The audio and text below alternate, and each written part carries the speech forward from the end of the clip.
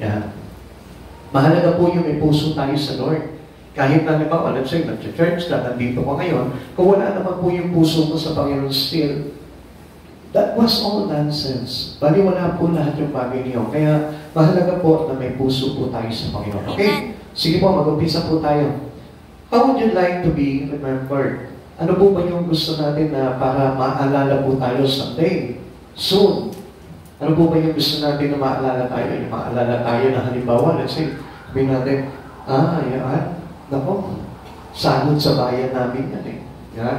Ay, yung tao niya, dahil mga kaaway niya, nabubuhay yan. Yung mga ganang bagay ba? Yung maalala tayo, di ba? Mas maganda maalala tayo na sa magandang kalagayan. Like for example, saints such Abraham, Moises, David, Peter, Paul, have inspired believers throughout all ages. So sa lahat ng panahon, naaalala po sila ng tao. Saan? Sa mga magagandang bagay na kanilang ginawa para sa Panginoon. Amen. Yung kanilang paglilingkod sa Panginoon. Ngayon, di ba, pangit na alala tayo ng mga mag-aanak natin o mga tao sa paligid natin. Ayan, okay naman, hindi kumilala sa Lord yan. Allergic sa mas church yan eh. Hindi nga na church yan. Minsan, hindi humawak ng Bible yan. Wala nga memory verse yan. Di ba, pangit na pagkakakilanlan po natin. Pero, kapag halimbawa, ganito po yung naging alaala sa atin ng mga tao sa bawat taon, naalala po tayo sa ganitong kalagayan. Di ba? Masarap sa piling po niyan. Amen! Di ba? Amen! Hindi? Masarap ba? Masarap ba yung maalala ka ng mga Diyos ka? Ay, itong tao to, mga Diyos to. Malapit sa Diyos to. Kaya nga, ito rin yung nagpakilala sa akin sa Diyos. Ito yung umakay sa akin sa Diyos. Di ba? Ang sarap po ma-remember po yung ganung bagay. Amen! Eh, kung halimbawa, ay, ito yung nagdala sa akin sa vision. Kaya ako nakulong dahil dito sa tao na ito. Kaya ako naghirap dahil dito sa tao na ito. Di ba? Bakit? So, mas maganda na maalala po tayo bilang katulad po ni David, a man after God's own heart. Na kahit na pag pinag-usapan na po yung puso, hindi mo mawala sa isipan mo si David eh. Kasi si David yung may puso na handa palagi na sumunod at gawin yung mga bagay kay Jesus sa ating Panginoon. Amen. Kaya yun po yung kailangan po na matutunan po natin sa buhay po natin. Yung po meron po tayong heart for the Lord. Amen. O heart for God. Yung meron tayong puso sa Panginoon. Tanungin mo ngayon, katabi mo ngayon, nandito ka ngayon. Nandito ka ngayon. Pero may puso ka ba sa Diyos? Pero may puso ka ba sa Diyos? O sarili lang yung puso mo. Di ba kung minsan gano'n eh, akin lang ng puso mo, wala kang pakialam kung kanino tumibok to, wala kang pakialam sa akin. Yeah? Parang gano'n po tayo, no? Pero, it must be better if our heart is beating for the Lord. Amen! Ibig sabihin yung talagang tumitibok po itong puso natin, may heartbeat tayo para sa Panginoon. Okay, each of them, although imperfect, yan, parehas din po natin sila, is an amazing example of what the Lord can do through heart that are truly committed to Him. Now, kung papansin po natin, basta totoo ang puso mo sa Panginoon, pwede rin po tayo talaga magamit na katulad po nila eh. Meron din po magandang bagay na kayang gawin sa buhay po natin ng Panginoon, na katulad po ng mga banal na nabanggit po natin dito, especially like David. Do you want to be like them, a person who honors God wholeheartedly? O mas pata na tayo sa ganitong buhay na lang. Okay lang, basta simple lang yung buhay ko. Basta ako, nag-aaral ako, nagtatrabaho ako, may pamilya ako, malusog yung pamilya ko. Okay na yun. Kahit naman hindi mo nila masabi na nag-church ako, okay na yun. Kahit sabihin nila na hindi ako nagpagbahagi ng salita ng Diyos, hindi ako nakita sa simbahan, hindi ako nakikita nila na nagpupuri sa Panginoon, okay na yun. Di ba? Parang ang sakit sa kalooban ng Panginoon pag ganun po yung naging alaala po sa atin. Amen. Kaya kung titignan po natin, tayo lahat hindi tayo perfecto. Kaya lang, pag may puso ka sa Panginoon, pwede kang gamitin din ng Panginoon as a good example to the other people around you. Amen. Sa pamilya mo, maaari. Kaya nga kung minsan, di ba, galit tayo sa mga anak ko, bakit ganito yung anak mo? Ba't mo pakilang ganito? Kasi hindi tayo naging good example to them eh. Amen. Alam niyo po ba, kung ano yung nangagis ng nakikita ng ating mga anak habang sila'y lumalaki, yun po yung nakatatak, nahuhulma sa kanilang katauhan.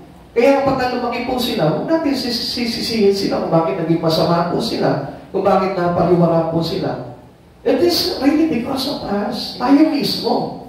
Kaya nga, how we are remembered by the people around us That's how we brought our life into the Lord. Amen. Kung paano po natin dinala yung buhay natin sa Panginoon, doon tayo makikilala. Amen. At doon tayo magiging magandang example sa mga kapwa po natin. Kaya nga, alam nyo, mas maganda na mamulat po tayo talaga sa Panginoon dahil yun po yung naibibuild up po natin sa mga tao na nakakakita sa atin. Kaya, lagi po ninyong ugaliin po talaga yung magkaroon tayo ng puso sa ating Panginoon. Amen. King David followed God with all his heart. With all his heart. Hindi lang with heart. Hindi siya sumunod sa Panginoon na may puso, kundi mayroong buong puso para sa Lord. Amen. Tingnan niyo po, paano po ito. At the core of everything he did was desire to exalt the Lord. Ang daming mga kapalpakan po ni David eh.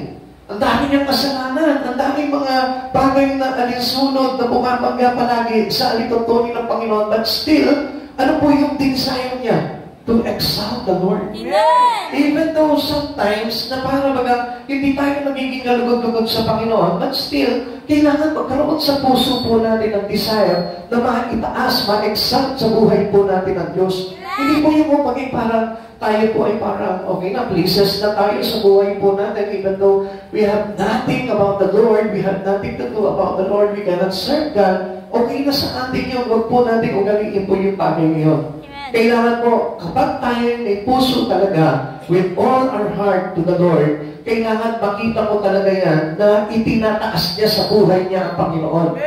Now, ang tanong po dito, how can we exalt God in our life?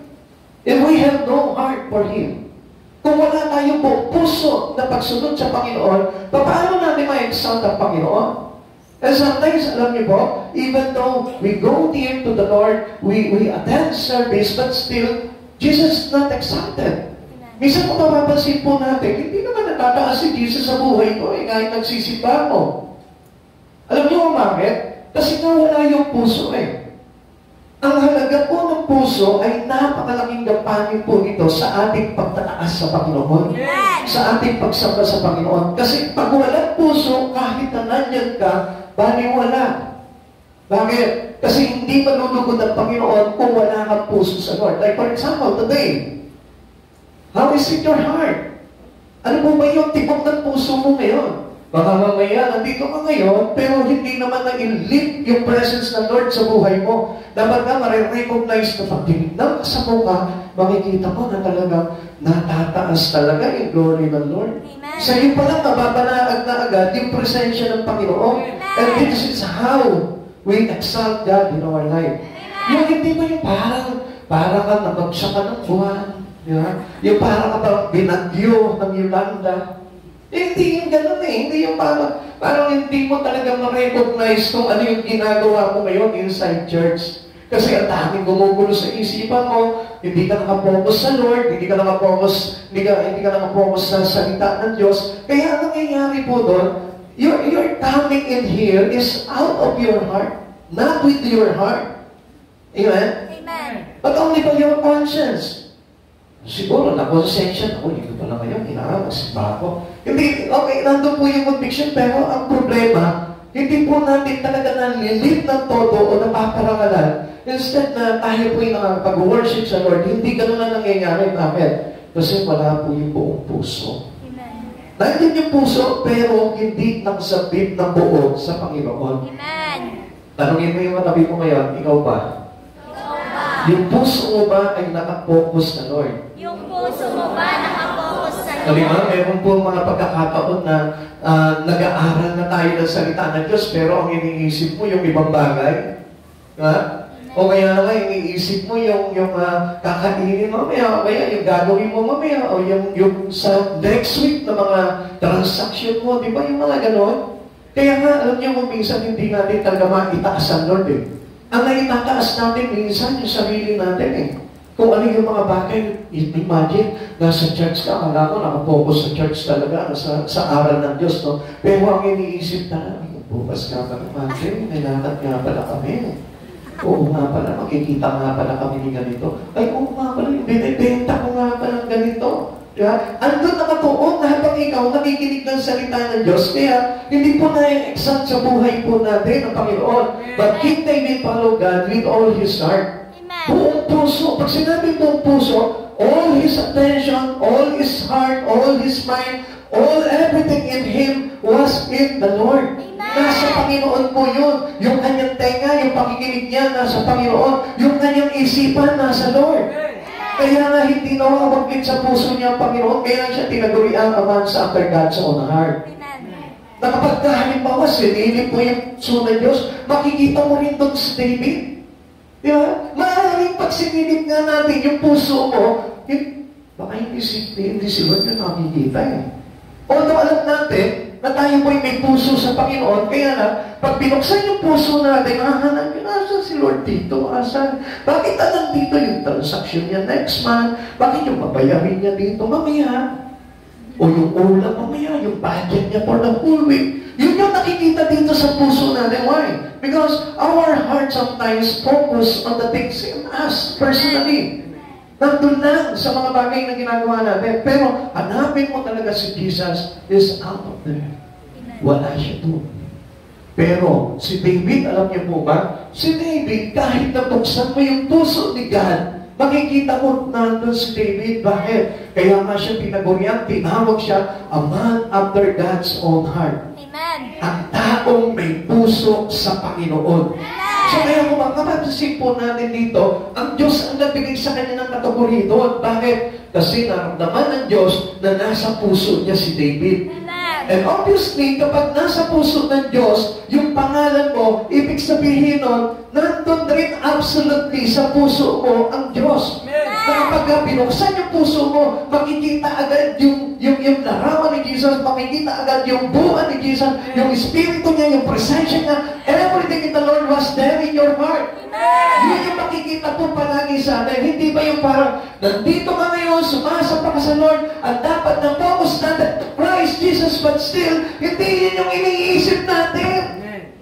Ang iniisip natin, yung mga gagawin po natin for the other day, for the next day, kung ano yung mga plans and decisions natin, nandun nakapokus yung isipan natin.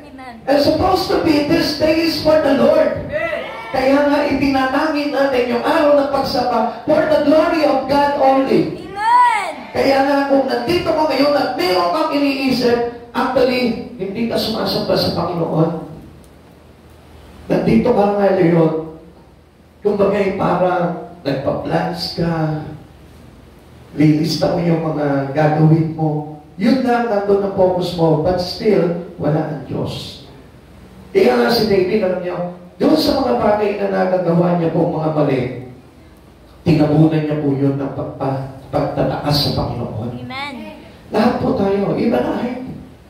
Sometimes kapag naalala ko po yung mga mistake, yung mga sins, yung mga bagay na nagawa ko po pagkakamali sa Panginoon, doon ko po talaga na-inspire din yung sarili ko, Lord, kailangan kita itaas sa buhay ko kasi ang dami ng mga palpak na ginawa nung araw eh. Kaya this time, gusto ko naman bumawi sa iyo, Lord. Pagkakataon ko na ito eh. Amen? Amen. At dito Sunday ngayon, Lord, para sa ito. Kaya kailangan, ibuhos ko sa iyo ito, Lord. Amen. Papawi na ako. Ngayon na lang ito eh. Baka Monday to Saturday, wala ako sa iyo eh. Di ba? Baka mamaya hindi ko mabuksan yung Bible ko. Monday to Saturday, hindi ako makapagbukas ng Bible ko. Kaya ito Sunday, it is for you. Kaya ibuhos ko na ng todo ito sa iyo. Kung kailangan nga lang, hihingin ko sa pastor ko na hanggang alas 5 tayo ng hapon dito, hihingin ko sa pastor ko dahil para sa iyo talaga ito, Lord eh. Amen. Yung po dapat yung puso natin. Amen. Kaya kung mapapansin po natin, di ba? Ang dami po tao, reason sa Panginoon. Eh, Lord, hindi ako makakapunta ngayon kasi may trabaho ko, meron akong schooling, Lord, meron akong mga advanced schooling. Ang daming ginagawa sa buhay. Pero bakasyon ngayon, pero wala pa rin. Amen? Amen. May pera, wala pa rin sa Lord. Mayaman, mahirap, wala pa rin sa Lord. May trabaho, wala pa rin sa Lord. Kaya nga, hindi na talaga makita ngayon ng Panginoon, itong katulad po ni David, na kung saan i-follow God with all his heart. Amen. Na kahit na ano po yung season ng buhay niya, sumusunod sa Panginoon, hindi po kumukontra sa Lord. Amen. Yan po yung pinaka-excellent example po sa bawat Kristiyano eh. If you want to follow God, this is an excellent example for every one of us. King David, a man after God's own heart. Amen. Lagi po natin tandaan yan. Tingnan niyo po, sabi po ng Gawa, chapter 13, verse 22 to 23. At nang siya ay alisin ng Diyos, si David naman ang pinili ng Diyos upang mag-ari sa kanila. Sinabi ng Diyos tungkol sa kanya, si David na anak ni Jesse ay isang lalaking aking kinalulugdan na handang sumunod sa lahat ng nais ko. Saan ka ng lalaking ito nang mula si Jesus, ang tagapagligtas na ipinangako ng Diyos sa Israel. Now, kung papasin po natin dito, ang Diyos po mismo ang pumili po sa kanya. Alam niyo po ba na every one of us, as being elected by God, pinili kami ng Lord eh. Amen. Kaya lang, ang kulang lamang po natin dito, hindi katulad nung kay David. Meron siyang obedient to follow God with all his heart. Amen. Yung marunong siyang sumunod pagdating sa Panginoon ng buong puso. Amen. Katulad din natin si David, pinili tayo sa lipi ng mga nanay mo. Pinili sa lipi ng tatay mo. Pinili sa mga lipi doon sa bayan mo. Kaya lang, ang problema lamang po natin dito, hindi po tayo nagkaroon ng buong pusong pagsunod sa Panginoon. Amen. Unlike David, in whatever he had, or whatever he do, nandun po sa puso niya si Yahweh, hindi nawawaglit. Kahit na anong ginagawa niya. Even though he's tending a sheep, kahit na sabihin mo nasa bigmaan siya, kahit na sabihin mo na patay siya ng oso, ng leon, nandun sa puso niya si Yahweh. Hindi nawawala. Kahit on the midst or in the business day of his life, nandun si Yahweh, hindi nawawaglit sa isip at puso niya, sapagkat ganun niya kamahal si Yahweh sa buhay niya. Sometimes napapansin niyo po sa atin, minsan linggo na lamang po yung ibibigay natin sa Lord, pero wala pa yung puso. Kaya nga alam niyo, mahalaga po talaga yung puso natin pagdating sa Panginoon. Now, paano po ba natin malalaman if we are following God with all our heart? Tingnan po natin. How can we know if we are following God with all our heart? Siguro marami po nagsasabi sa atin, talaga namang susunod ako sa Panginoon na buong puso eh. Kaya lang, ganito po ba talaga ang nangyayari? Tingnan po natin. Una-una, para malaman po natin, to make it sure that we follow God with all our heart, na makita po natin, is about to priority our life in our personal relationship with the Lord. This is our priority in life. Amen. Yung pong relasyon natin sa Panginoon. Kasi kailangan ingatan mo talaga yung relasyon mo sa Lord eh. Amen. Kung halimbawa sa tao, hindi natin naiingatan, di ba? The way we speak, the way we act, di ba? The way we do in our everyday. Parang kumisan, yun yung nagkakaroon ng parang conflict with our relationship with the people around us. Amen. Minsan, di ba sa mga anak natin, kapag halimbawa nasigawan natin, napagalitan natin, medyo naglalayo yung relasyon nyo eh. Medyo nagkakaroon ng gap yung relation mo eh. Pero alam niyo, ganyan po din tayo sa Panginoon. Kailangan ingatan po natin daily on our life. Pero how much na maiingatan mo yung iyong prioritizing God, the relationship mo sa Kanya, kung ikaw mismo, one day, mo lang siya pinag-uukulan ng puso mo. Amen. Naintindihan mo natin? Amen. Naintindihan mo natin? Amen. Kasi wala pong reason dito kahit na marami kang ginagawa. Basta at mo kung anong priority mo sa buhay mo, hindi ka magkakamali eh. Kaya nga, sabi po dito, if you have a wrong priority in life, hindi rin magiging tama yung magiging relasyon mo sa Panginoon if He is not the priority of you. Kung hindi ang Diyos ang priority mo sa buhay mo, I tell you, hindi talaga magiging tama ang paglilingkod natin sa Panginoon. Hindi ma-exalt sa buhay mo si Jesus, hindi siya mapapauna sa buhay mo, hindi siya magiging mahalaga sa buhay mo, at hindi siya magiging tibok ng puso mo if He is not your priority in life. Kaya napakahalaga na priority natin ang Lord sa buhay po natin para na sa ganoon magkaroon tayo ng buong puso na pagsunod sa ating Panginoon. Sabi po dito, persons after God's heart, make his or her relationship with Him a top priority. Hindi niya sinasayang yung pagkakataon na yun. Hindi niya pinababayaan yung relasyon niya sa Panginoon. Kung ano yung magpapaalab at magpapatibay ng kanyang relasyon sa Panginoon, yun yung inuuna niya sa buhay niya. Amen. Amen. Nandiyan po ba tayo? Amen. Okay. Kaya nga papansinin po natin, marami pong against po dito eh. Kasi bakit sinasabi nila, ito na kasi nakagista ng buhay ko eh. And we must know this, na hindi tayo talaga magiging tapat sa Panginoon if God is not the priority of everyone. Amen. Paano mo masasabi that I am faithful to God kung hindi ka naman talaga, hindi naman si Jesus talaga yung priority mo eh? Hindi po pa pwede na parang i-please natin sarili natin na only 1 hour in a week ang nabibigay ko sa Panginoon and then sasabihin ko sa Lord, I am also a man after God's own heart. Hindi po mangyayari po yung mga kapatid sa Panginoon. Kahit sabihin mo na itong oras nito, nagdurugo ang puso mo sa tuwing maaalala, makikita mo na kasama mo siya. Ha? Parang katayo, nabasa ka. Pero pamaysa, ganun po ang Lord eh. Alam niyo, ang gusto talaga ng Lord, kahit na anong ginagawa natin, nandun siya, kasama mo siya. Ganun po yung pagpa-priority po natin sa Panginoon. Hindi po ba pwede na hindi pa para siyang aso lamang na tali muna kita dito kasi meron akong trabaho ngayon, meron akong gagawin ngayon. Parang nagiging aso na lamang po sa atin. If you look at this, na kung may alaga ka, di ba? Kung minsan yung alaga mo, paborito mo yun, di ba? May Shih Tzu ka, o meron ka, halimbawa, Golden Retriever, di ba? Alagang-alaga mo yun, pero pag gusto mo siyang iwanan, iiwanan mo siya. Di ba? Minsan meron tayong mga favorite pet eh. Pero yung pet po natin, pag gusto natin ikulong, kinukulong natin. Pag gusto natin itali, tinatali natin. Pag gusto natin iwanan, iniiwanan. Pag gusto natin isama sa laman natin, isinasama natin. Parang ganun lamang po si Lord sa atin. Only a pet. Not the priority of our life.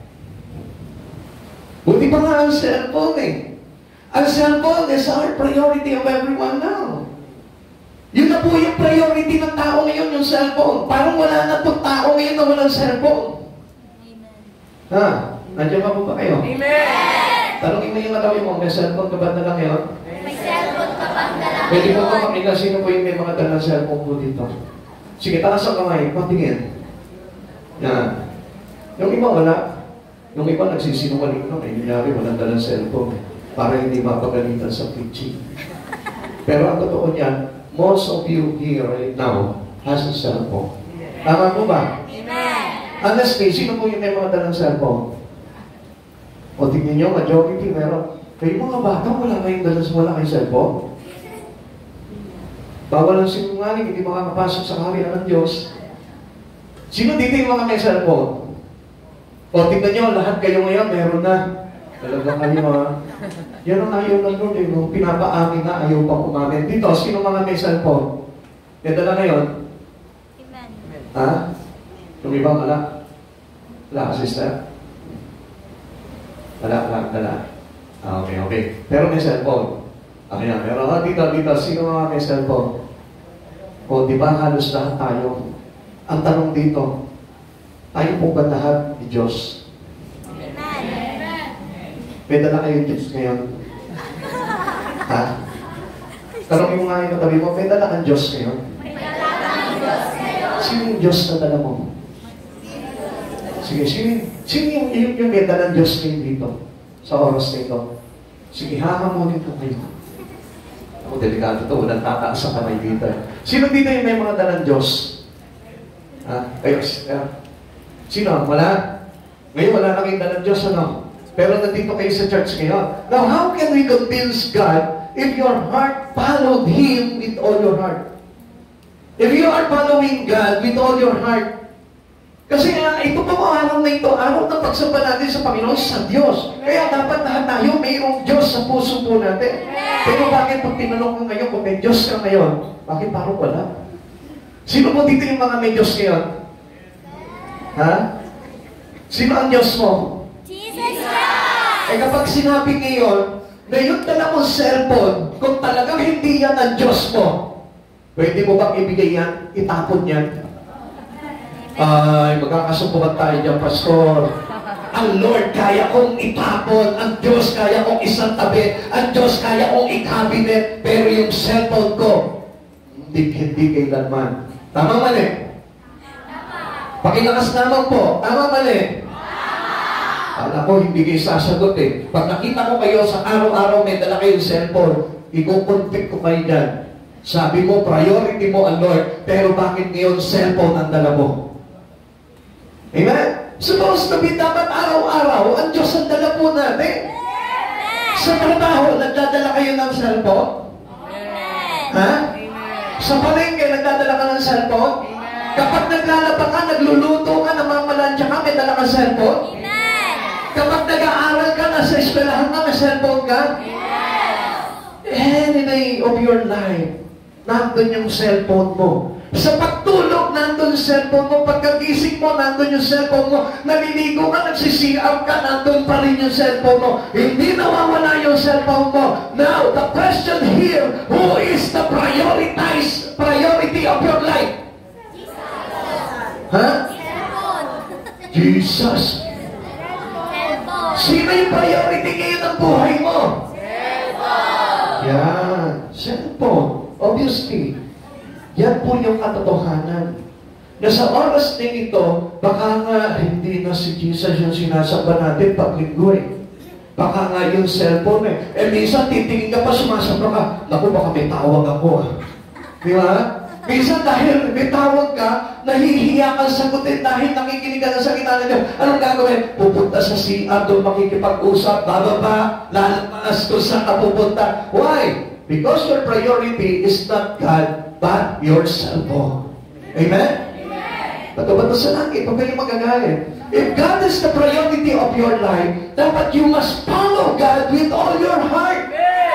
Hindi lamang pag-araw ng linggo, hindi lamang pag-araw ng devotion, daily in your life, dahil ang cellphone, dala mo pag naglalaba ka, pag pumapasok ka sa school, sa trabaho, kapag may nakuha ka, o kahit saan ka magpunta, dala mo ang cellphone mo, hindi mo iniiwan ang cellphone mo. Why? Because it is important for you. But if God is important to you, kahit saan ka magpunta, hindi mo iiwanan ng Diyos. Kahit na wala sa pagsamba, kasama mo pa rin ang Diyos. This is how we keep our relationship, to our God. Kailangan maging priority ng bawat Kristiyano katulad natin ang priority natin sa buhay po natin ang Diyos. Amen? Amen? Sabi nito, a person after God's heart, make his or her relationship with Him a top priority. Top. Pag sinabing top priority, unang priority mo sa buhay mo. He is more than with your cellphone. He is more than with your car. He is more than with your house. Amen. He is more than with your job, with your study, with everything in you. Dapat ito po yung mas nakahihigit sa buhay mo. Tanungin mo nga yung katabi mo. Baka mamaya hindi na talaga ang Diyos ang priority mo. Mamaya hindi na ang Diyos ang priority mo. Nagkasudatan na ng damdamin, ano? Kaya yung iba. Diba? Let us accept the truth. If you're really for Jesus, if you want to follow Jesus in your life, you must admit the truth. Kailangan tanggapin mo yung katotohanan sapagkat yung katotohanan na magpapalaya sa iyo. David had an overwhelming love and respect for the Scripture. Ganyan po siya magpahalaga, ganyan po siya respeto sa kasulatan na ibinigay sa kanya. Ano po yung meron siya kasulatan? Ano po ba ito banal na kasulatan na ito? Yun yung bumabalot sa buhay niya. Yun yung pumupuno sa buhay niya. Hindi yung cellphone niya, hindi yung pera niya, hindi yung mga bagay-bagay sa buhay niya. Kundi ang mabalot sa kanya is His love and respect for the Lord. Amen. Amen. Because it taught him how to draw closer to the Father. If God is your priority, mahalaga sa iyo yung salita ng Diyos. Kaya nga, kung nandito ka ngayon, priority mo ang Panginoon, walang words na ipapanggitin dito sa harapan na paglulusutin mo at makakawala sa iyong tenga. Bakit? Kasi ito po, salita ng Diyos na ito, yung nagtuturo kay David para mas lumalim yung kanyang pagiging pagkakaroon ng malalim na ugnayan sa ating Panginoon. Kaya dapat tayo rin po mismo, mahalaga po sa atin yung ating salita na napapakinggan po mula sa ating Panginoon. Sabi po ng awit 119:15-16, ako'y laging mag-aaral sa lahat ng tuntunin mo, ng aking maunawaan pagbubulay-bulayan ko sa bigay mong kautusay, lubos akong nalulugod, iingatan sa puso ko upang iyo'y di malimot. Amen? Kaya pala ganun si David.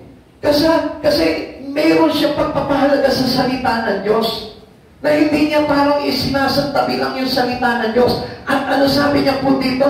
Sa puso ko upang iyo'y di malimot, iingatan sa puso ko para hindi malimot. Amen. Amen? Amen. Alam niyo, yung words na pinakikinggan natin, kailangan po yung tumatatak sa puso natin yan. Hindi kinakalimutan yan. Na after a day lang, nakalimutan ko na kung ano yung pinarins ng pastor. Kaya nga mahalaga na kapag tayo po ay nagpapalalim po tayo ng relasyon natin sa Panginoon, to keep our relationship to God more closer, is having an important to the words of God. Yung meron po talaga tayong pagpapahalaga sa salita ng Diyos at hindi natin binabaliwala yun. Amen. Now, may question na naman po ang Lord sa atin. Meron ka ba ng Bible ngayon? Amen. Oo? Amen. Sino po dito yung honest niyo meron na ng Bible ngayon? Naku yung iba, wala na naman ano. Yan, di ba? Kung talagang pinapahalagaan po natin yung relation natin sa Panginoon, yung Bible, kailangan dala po yan. Not only in the church, but everywhere. Kahit saan ka magpunta, dala mo dapat yung Biblia mo. Kaya nga si David, ano sabi niya gano'n? Ito kasi nagtuturo kay David para mas lalong mapalapit siya kay Yahweh. Amen? Kaya ito rin po yung magtuturo sa atin. Kung gusto mo na mapalapit ka sa ating Panginoong Diyos, yung pong salita ng Diyos, lagi mong isinasaksak sa isipan mo at sa puso mo at hindi mo pinababayaan yan na mawala sa iyo. Amen. Amen? Amen. Kaya lagi po natin ingatan ang salita ng Diyos at lahat ng katuruan ay binibihagi po sa atin ng ating Panginoon. Ikalawa, paano po natin malalaman kung tayo po ay sumusunod ng buong puso sa ating Panginoon? We place our trust in the Lord when facing trials and difficulties. Kapag nahihirapan ka sa mga pagsubok at problema mo sa buhay mo, kanino mo ibinibigay ang tiwala mo? Kay Jesus? Talaga ba yun? Ang sarap sabihin kay Jesus. Pero kapag may problema na, sa kaya si Mary? Sa pa may nakalugar yung pag-asa. Di ba?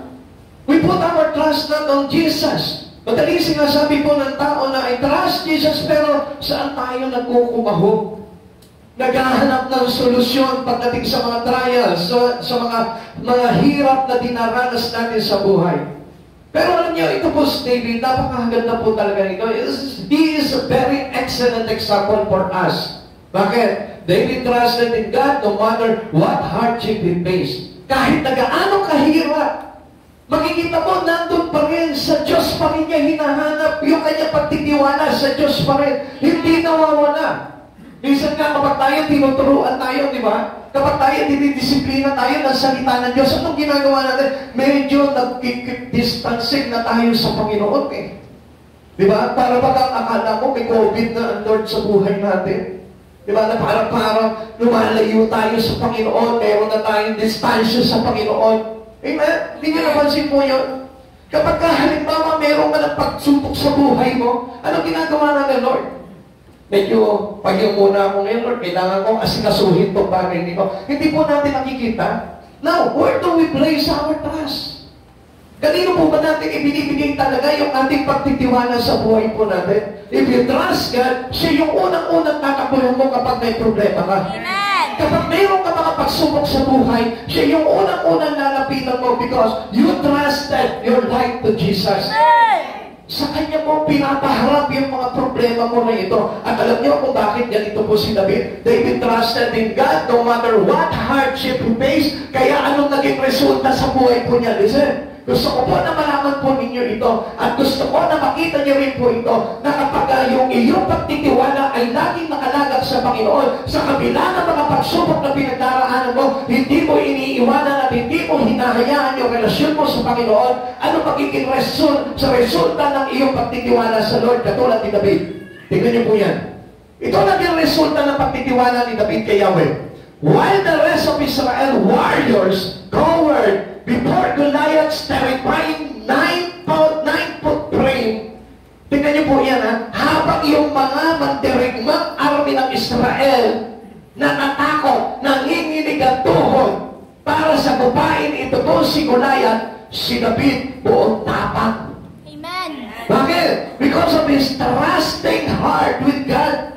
Kasi mayroon siyang puso na nagtitiwala sa Panginoon. Ang tanong dito, tanongin mo yung katabi mo, meron ka ba talagang puso na pagtitiwala kay Jesus? Meron ka bang puso na nagtitiwala kay Jesus?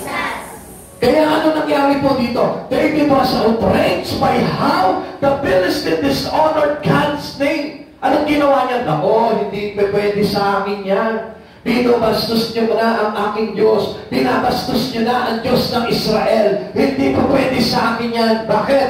Kasi he followed God with all his heart. Amen. At wala sino mang iinsulto sa Panginoon sa harapan ni David sapagkat si David ay magwawala. Amen. Amen. Amen. Minsan nga tayo kapag dinidisiplina tayo ng Lord, kanino tayo nagwawala? Sa Diyos. Diba? Supposed to be to the enemy. Dapat nga sa kaaway tayo magwala. Nako, huwag mo akong dadayain Satan sapagkat hindi ako papayag kapag ang ininsulto mo na ang Diyos ng Israel, ang Diyos ng aking mga ninuno, dadaan ka sa ibabaw ng aking bangkay. Amen. Ganun po dapat tayo. Kaya nga, this is how we become brave, we become strong, doon tayo lumalakas, doon po tayo nagiging matapang. Dahil meron po tayong puso na marunong talagang sumunod sa ating Panginoon. Amen. Kaya you must dishonor God in your life. You must respect God in your life. Kung talagang ang Diyos po talaga ang pinagtitiwalaan po natin sa buhay po natin, kailangan po tayo mismo, a man after God's own heart, hindi natin dinidishonor ang Diyos sa buhay po natin.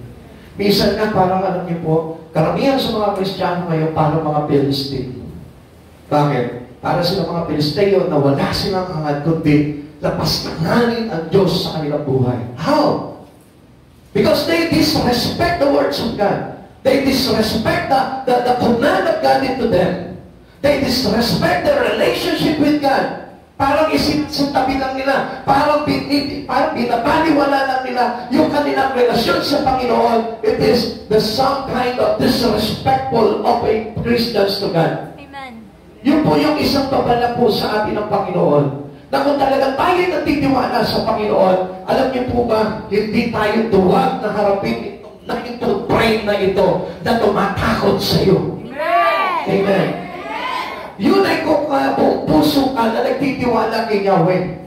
Hindi ka magiging takot. Kaya nga marami pong tao nawawala sa Diyos. Marami tao ayaw sumamba sa Diyos. Ayaw maglingkod sa Diyos. Bakit? Dahil takot sila kay Goliath. At sino itong Goliath na ito? Yung lumalapastangan sa iyong paglilingkod. Yung lumalapastangan sa iyong Diyos na dapat priority mo. Yung lumalapastangan sa lumikha sa iyo. Pastor, wala naman akong Goliath sa buhay ko eh. Pero obviously, hindi mo lang nakikita. He is in the Spirit. At yun yung mga problema mo ngayon. At yun yung pinapriority mo sa buhay mo ngayon. At yun yung laging kinakatakutan mo ngayon. Because this Philistine is no other than but Satan in your life. Amen. Kapag marami kang kinakatakutan at nawawasak yung tiwala mo sa Panginoon at hindi na ang Diyos ang nagiging priority mo sa buhay mo, I tell you, Satan prevail in your life. Amen. Hindi nyo po naiintindihan po yun, ano? Kaya nga ako, minsan ako, hindi mo na ako mag-church, kailangan kasi nasuhi ko ito. Baka mamaya masayang ito, ginagawa kong ito. Tapos Goliath in your life. Bakit? Because wala yung iyong trust sa Panginoon. Kaya ano nangyayari? Kapag ikaw naging duwag ka, katulad ng mga mandirigma ng Israel, yung mga kapatid po ni David, na talagang patigang mga mandirigma, natakot kay Goliath, alam niyo po ba, ang ibig sabihin niyo, you belong to the Philistine who dishonored God's name.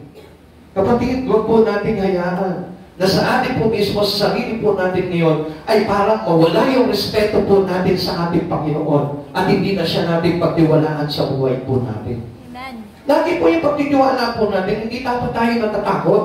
Pag may tiwala, wala yung takot. Pag may pananampalataya, wala yung pangamba. Amen. Amen? Amen. Dapat na malaman po natin, may Diyos tayo, buhay ang relasyon natin sa Panginoon, at kapag siya yung top priority ng ating relasyon, dapat yung top naman na priority mo sa pagtitiwala ay natin, Lord. Amen. At kapag ganun po yung sitwasyon ng buhay mo, ay dahil wala kang kakatakutan sa buhay mo, wala kang uurungan at pagsubok sa buhay mo, sapagkat, bakit?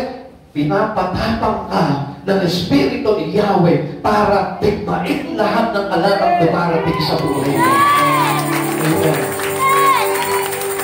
1 Samuel chapter 17, verse 45 to 46. Sumagot si David, ang dalamoy tabak, sibat at pagtusok, ngunit lalabanan kita sa pangalan ni Yahweh at makapangyarihang Diyos ng Israel na iyong hinahamak. Ngayong araw na ito, ibibigay ka ni Yahweh sa aking mga kamay, pababagsakin kita at pupugutin ko ang ulo mo at ipapakain ko sa mga ibon at sa mga mababangis na hayop ang mga bangkay ng mga kawal ng hukbo ng Pelisteo. Sa gayon malalaman ng buong daigdig na may Diyos ang Israel, sa Israel. Kapatid sa Panginoon, parang alam niyo, parang kuminsan hindi na natatakot po sa atin yung hukbong sandatahan ni Satanas. Kuminsan alam niyo po ba, yung mga demonyo ngayon, wala nang takot po sa atin eh. Bakit? Kasi hindi natin alam yung ating kalagayan bilang mananampalataya ng Diyos. Supposed to be every forces of the devil, every forces of evil, dapat takot po sa mga Kristiyano yan eh. If you must know your positions to God, kung alam mo lamang yung iyong tungkulin sa Panginoon, alam niyo po ba, hindi ka lalapitan ng diablo na ito. Pero hindi niyo napapansin, nakokontrol tayo mo eh. O, nakita mo na. Linggo pa naman ngayon. Hindi ka makakapag-church yung problema mo. Hindi mo ba naisip? Hindi ka makakapag-church, wala ka ang pamasahe. Hindi ka makakapag-church, ang dami mong lalaban, ang dami mong lulutuin. Hindi niyo po ba alam kung paano tayo na-outrage ng kaaway? Ganun po palagi ang kaaway sa atin. Every time na magtitiwala ka, maglalagang ka ng iyong pananampalataya sa Diyos.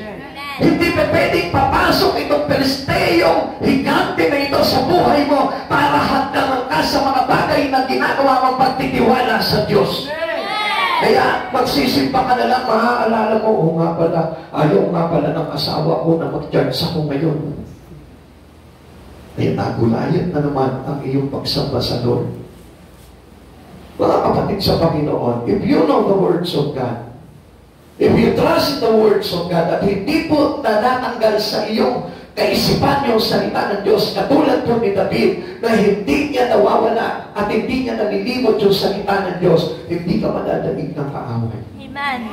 Because you have the words, the powerful words, the powerful weapon that we have as a Christian. Paglaban po natin sa kaaway po yan. Amen. Now, tingnan niyo po mga kapatid sa Panginoon, we have a simple art that give to us by God.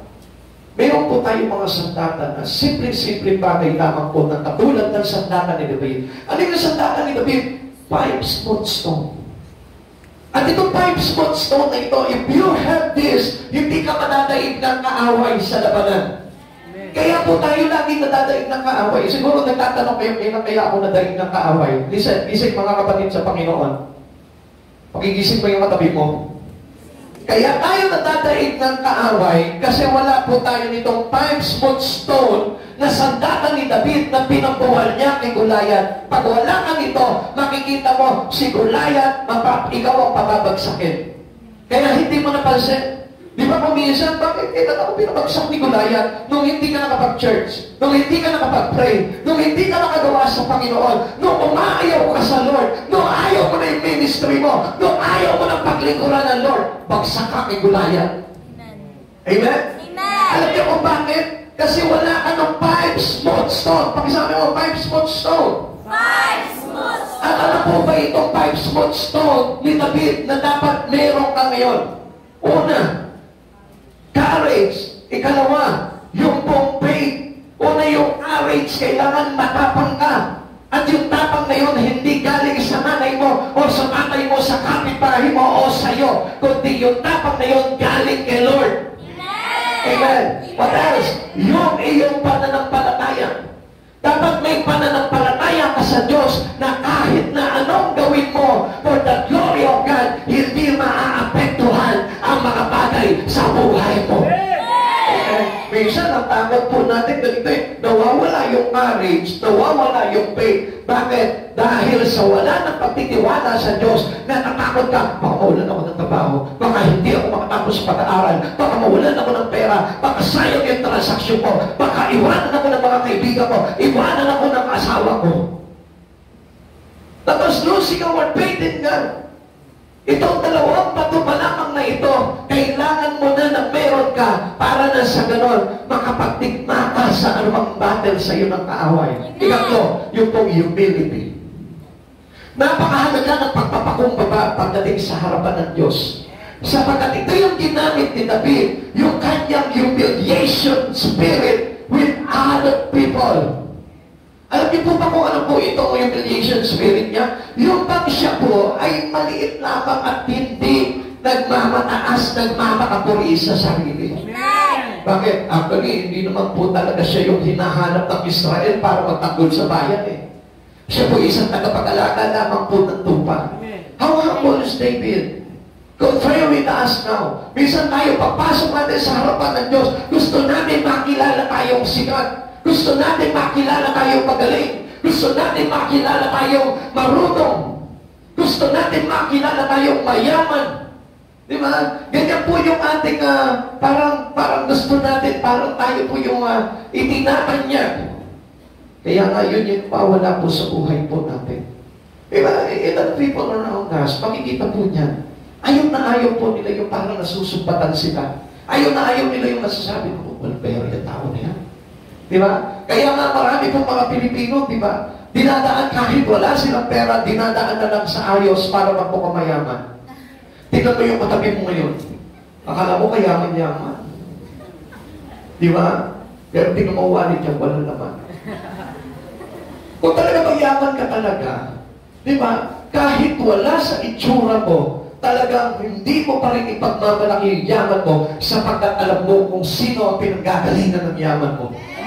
Hindi magkaroon lamang po ng 5K sa kanyang bulsa. Akala mo siya na po yung presidente ng Pilipinas. Amen? Di ba? Hindi niyo po napansin po yun. Makikita mo, halimbawa, nakita mo, may trabaho lang. Alam mo kung sino magpupustura. Kung hindi ka talaga dito sa mga tarim, sasabihin mo, yung may mayor ng mga tarim. Hindi. Amen? Maintindihan niyo po yun? Why? Because there is no humility. Wala yung kababaan ng loob pagdating sa Panginoon. Okay, papadalimin pa po natin yan para makita niyo po kung paano po halaga nitong humility nito.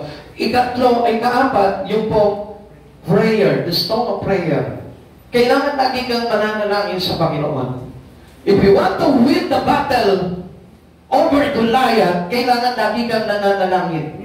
Una, kailangan pangkang harapin ang Goliath sa buhay mo. Kalawa, kailangan may pananampalataya ka sa Diyos. Kailangan may pagpapakumbaba ka sa harapan ng Diyos at sa lahat ng hukbo. Kailangan marunong ka magpakumbaba. Huwag mong ilalagay dito sa taas yung sarili mo. And what else? Kailangan marunong kang tumawag sa Diyos. Not only in the times that you need God, but every day in your life, kahit hindi mo kailangan ng Diyos, tawagin mo siya. At ikalima, yung love of duty. Willing ka, mahal mo, tagawin yung tungkulin mo sa Panginoon.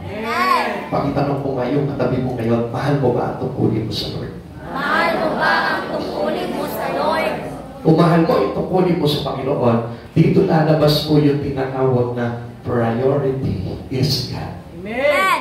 Dito mo makikita kung nag-priority mo si Jesus sa buhay mo kapag ikaw marunong kang pagmahal sa iyong tungkulin sa ating Panginoon. Amen? And that was our 5 smooth stone na kung saan ginamit ni David para magamit din po natin sa pakikipagdigma po natin sa kaaway. Hindi po yung parang lagi ka nalang talunan sa kaaway. Talunan ka palagi kay Goliath at hindi ka na makaporma. Parang yung mga kapatid po ni David na nanginginig na nangatal yung kanilang mga tuhod dahil ang lakit ng tingin nila kay Goliath. Samantala si David, ilan naman po yung height ni David? 5'4" yata yung height ni David. Pero hindi niya tinignan na higante itong si Goliath. Bakit? Because he knows how big he has done in his life. Alam niya kung gaano kalaki si Goliath, si Jesus sa buhay niya. Alam niya kung gaano kalaki ang Diyos na ito na pinaglilingkuran niya. 1 Samuel chapter 17, verse 40, pagkatapos dinampot niya ang kanyang tungkol, namulot siya ng 5 makikinis na bato sa sapa, inilagay sa kanyang supot na pampastol at lumakad upang harapin si Goliath. Amen? Amen. Willing siya to face Goliath in here. Willing siya na harapin ito po kanyang kinakatakutan. Samantalang tayo, takot tayo na harapin yung ating takot. Kapatid sa Panginoon, alam po natin na tayo may Diyos at anuman yung ating kinakatakutan, dapat po yan hinaharap natin para nang sa ganun ma-overcome natin yan at hindi yan ang makapagpabagsak sa iyo sa relasyon mo sa ating Panginoong Hesus Kristo. Amen. Ikatlo, we have a strong, passionate desire to obey God. As a man after God's heart, David delighted to accomplish the Lord's will. Sabi nga natin kanina, yung panglima po sa 5 smooth stone ni David, yung pong love of duty, dito naman po, alam nyo, mayroong siyang parang nakagalakan, nagtuparin, o gampanan yung kanyang tungkulin sa Panginoon. Hello, isip po muna tayo. Isip. Yeah. Okay, his obedience wasn't motivated by the fear of sin's consequences. Minsan, alam niyo, ganito po yan eh. Minsan, hindi natin na-accomplish yung mga bagay na pinagagawa sa atin ayon sa kalooban ng Diyos. Alam niyo kung bakit? Kasi mali po yung ating paggawa.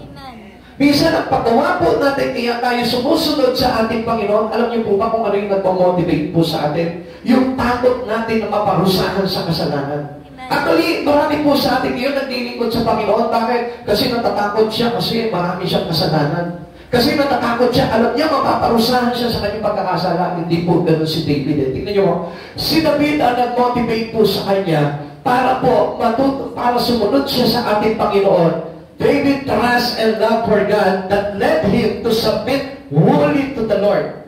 Kaya siya nandito ngayon, hindi dahil takot siya, dahil makasalanan siya, paparusahan siya sa kanyang pagkakasala, kundi ano yun?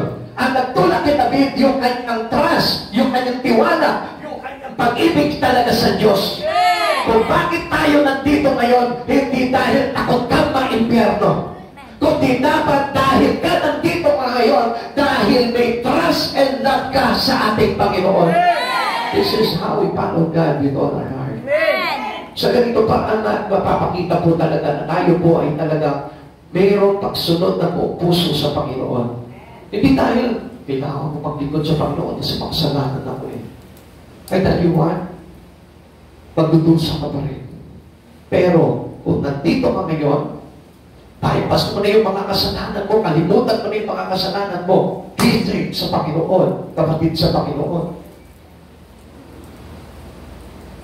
At ang isipin mo ay trust and love God in my life. Amen. Huwag mong hahayaan na kaya ka lang nandito ngayon kasi ayaw mong ma-impyerno.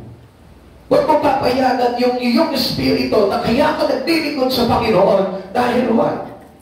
Dahil alam mo, pagbabayaran mo yung kasalanan mo at kailangan ko na maglingkod sa Panginoon para maawa sa akin ang Lord. Amen.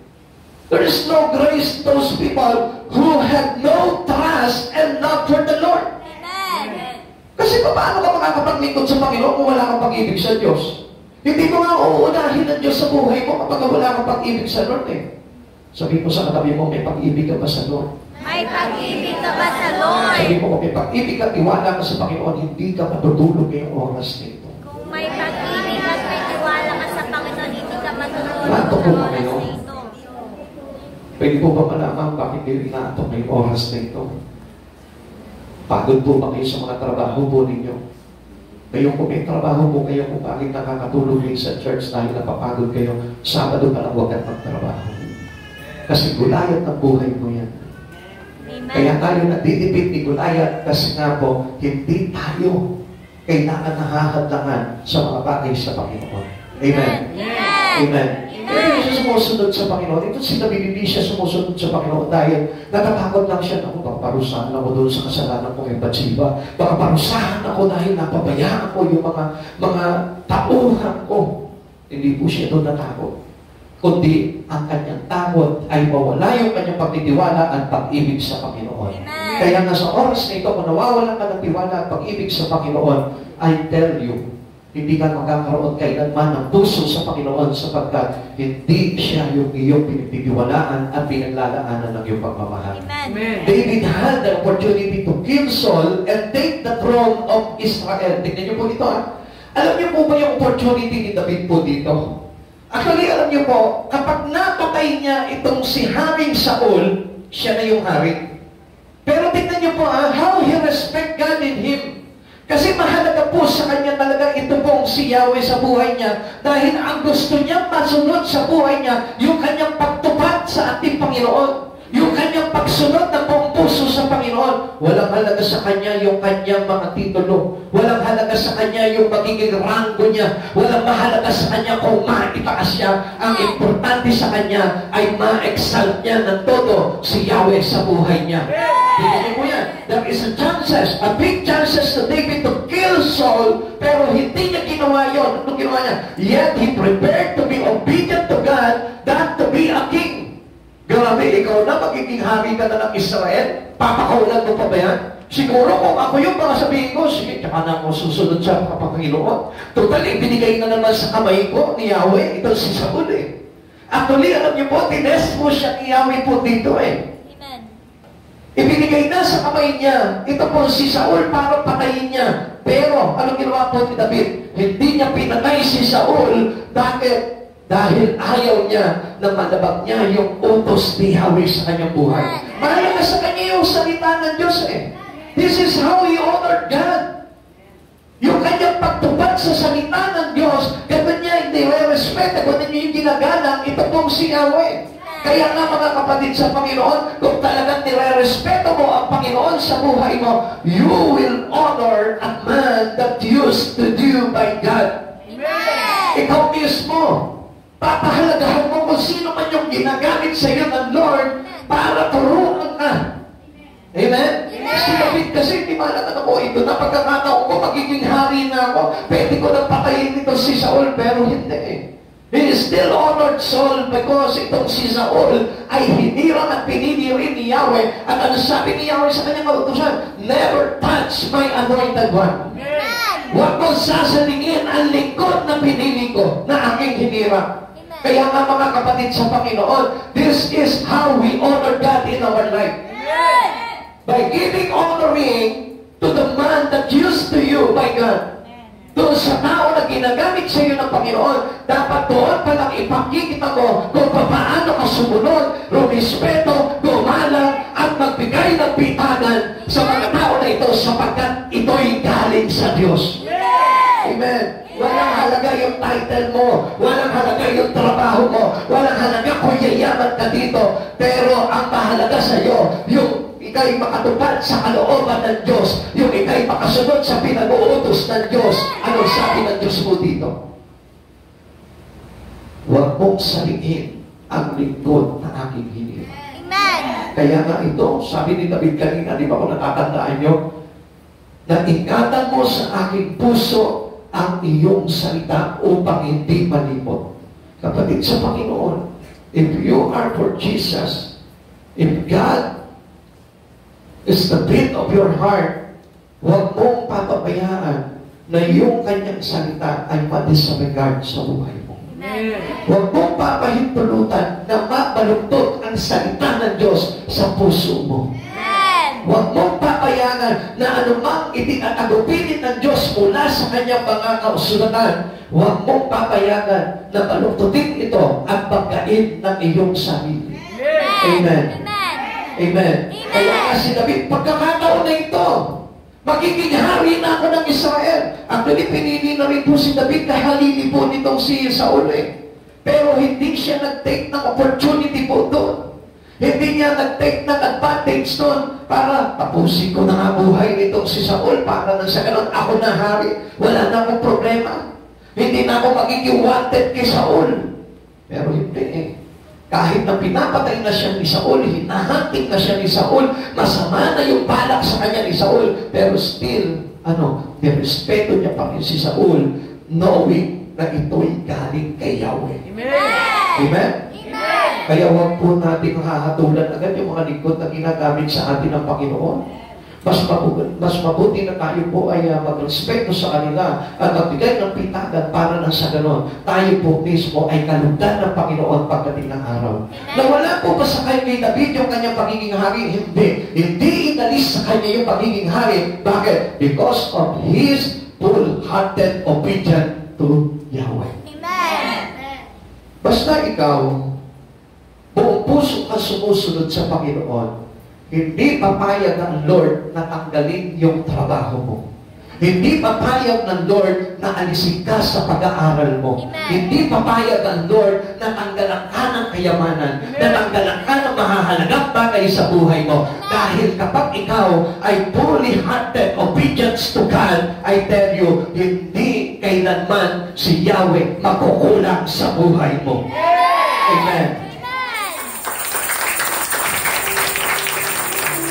Tignan niyo po yung kaisipan po, ang spirito po, na puso ni David po dito. 1 Samuel chapter 24, verse 6 to 10. Sinabi niya sa kanyang mga tauhan, huwag nawang itulot ni Yahweh na gawan ng masama ang hari na kanyang hinirang. Pinakiusapan ni David ang kanyang mga kasama na huwag saktan si Saul, tumayos na si Saul at tumalis, nang malayo-layo na si Saul. Lumabas ng kuweba si David at sumigaw, mahal kong hari, na lumingon si Saul, buong paggalang yumuko si David. Ulit natin. Sinabi niya, bakit po kayo naniniwala sa mga nagsasabi sa inyo na gusto ko kayong patayin? Magpapatunayan ko sa inyo na hindi totoo iyon. Kanina sa Yumim ay binigyan ako ni Yahweh ng pagkakataong mapatay kayo. Gusto na ng mga tauhan kong patayin kayo, ngunit hindi ko ginawa. Sinabi ko sa kanila na hindi ko maaaring pagbuhatan ng kamay ang aking hari sapagkat siya'y pinili ni Yahweh. Galing ng puso ni David. Amen. Kaya pala hinangaan ni Yahweh yung puso ni David Kasi, tingnan niyo po ito si David ay talagang papatayin na ni Saul. Hinahanting na po siya, pero anong ginawa niya? Binigyan na siya ng pagkakataon ni Yahweh na patayin ito si Saul, pero anong ginawa niya? Gusto na ng mga tauhan kong patayin kayo, ngunit hindi ko ginawa. Sinabi ko sa kanila na hindi ko maaaring pagbuhatan ng kamay ang aking hari sapagkat pinili ni Yahweh. Amen. Amen? Amen. Di ba kung minsan madalas tayo magalit sa mga lingkod na ginagamit sa atin ng Panginoon? Minsan parang gusto na natin sumpain. Minsan parang gusto na natin sapakin. Gusto na natin sipain. Gusto na natin pagpugin. Pero alam niyo po ba, si David hindi ganun ang kanya kaisipan. Dahil sa buong yung puso niya sa ating Panginoon, nirespeto niya pa rin at naalala niya pa rin si Yahweh na nagtatagubinin sa kanya ng mabubuting bagay. Kapatid sa Panginoon, a man after God's own heart, kailanman hindi nagwawaglit ang salita ni Yahweh sa kanyang puso at isipan. Kaya nga, huwag natin ilalagay sa sarili natin ang sarili lang na nating kapasyahan. Si David, alam niyo po, dapat po dito talagang sabihin po natin na kung sa panahon po natin ngayon, ako, hari na. Ito na siya pagpipiliin ko, maging hari na. Ano po kailangan nito si Saul? Wala na nga, disobedient ang ato ni God Pagkatong siyempre, pwede niya na po talagang reject po si Saul po doon Kasi disobedient na kay Yahweh doon Papalitan na talaga ni Yahweh doon siya hinirang po na bago ng ating Panginoon Pero hindi niya po ginawa po yun. Hindi niya pinag-take advantage yun, even though he knows that God is choosing David already. Kapatid sa Panginoon, kung mapapansin po natin, minsan ganyan tayo eh. Naku, opportunity na to, yayaman na ako dito. Opportunity na to, mapopromote na ako dito. Opportunity na to, sisikap na ako dito. Kaya anong gagawin natin? Tatapakan natin kahit na sino, kahit na hinirang na ng Diyos, para lamang hindi masagasaan yung mga bagay na pangarap natin sa buhay. Amen. Kapatid, hindi ka tatanggalan ng Diyos basta inuna mo ang kalooban ng Diyos sa buhay mo. Amen. Ika-apat, we demonstrate a spirit of humility. Napakahalaga po na maipakita po natin, ipamalas po natin yung ating pagpapakumbaba. Kailangan sa ating pagsunod talaga ng buong puso sa ating Panginoon, maipakita po natin yung pagpapakumbaba. Amen. Wala po dapat sa atin dito yung pagpamalaki. Pag tayo po yung nilingkod sa Panginoon, kailangan punong-puno ka ng pagpapakumbaba. Kung ang araw ang ugali mo talaga, ay hindi ka matatapakan, hindi ka malalait, hindi ka maibababa, dahil hindi pa pwede na hindi maglaban sa balat sa tinalupan. Kapatid, sa panahon ngayon na nakiyawi ka na at ang puso mo ay nakiyawi na, hindi ka na pwede pang sumabay sa ganung paraan. Kundi dadaanin mo lahat sa pagpapakumbaba. Amen. Sapagkat ang mayroong pagpapakumbaba ay mayroong espiritu na nagmumula kay Kristo. Amen. Kaya alam nyo, yan po yung problema po sa mga Kristiyano po ngayon eh. Gusto nila sumunod sa kalooban ng Panginoon, kaya lang wala yung pagpapakumbaba. Ayaw na masasabi na mahirap sila. Ayaw masasabi na wala silang pinag-aralan. Ayaw masasabi na isa lamang silang ganito. Ayaw nila na nade-degrade sila. Pero kapatid sa Panginoon, ito yung larawan na ipinakita rin sa atin ng Panginoon. How He demonstrate the love of Jesus for every one of us. Nakita niyo po yung humble one? Ito si Jesus, kung paano po siya sa krus. Bilangit po siya, pinagtawanan po siya. Gaano po kaya yung kanyang kababaan po noong mga panahon na yun?